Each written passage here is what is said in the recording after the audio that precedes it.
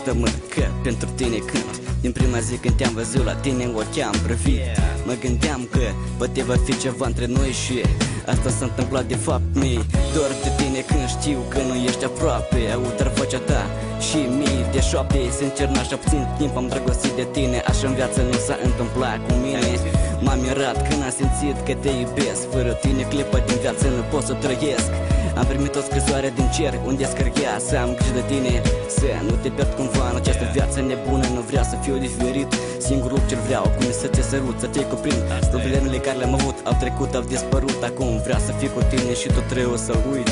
Oriunde ai fi, eu știu că la mine te gândești, că și tu în așa puțin timp ai început să mă iubești. Nu vreau să plec de lângă tine, e ce foarte bine și încă nu aș vrea în urma noastră să răsăm ruine. Păstrează-mi iubirea, cum îți păstrează florile, mirosul, că ceasul se poate opri și nu vei vedea folosul. Eu am încredere în tine, căci te iubesc în noroc, glasul tău sărutul, ochii simt, te văd în somn. Să iubesc pe altcineva n-am încercat să fac, dar nici n-am vrut spun ce drept, ce-i fapt. Viața mea se preface într-o poveste sentimentală, atingerea, sărutul, partea emoțională.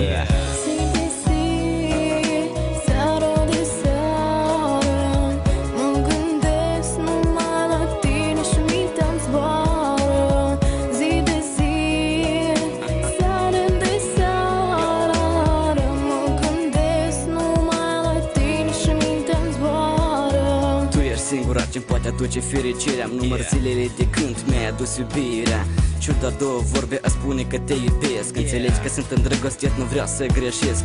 Ești singura fată ce mi-a plăcut așa de mult. Unii spun că m-am schimbat într-un necunoscut, dar eu nu înțeleg, parcă am rămas la fel. Sigur cred că poate iubirea m-a schimbat astfel. Vreau să fiu același pe care îl cunoști, să fim împreună chiar dacă nu te mai întorci. Poate vei pleca, da, eu voi regreta, căci fără tine n-are rost să-mi trăiesc viața.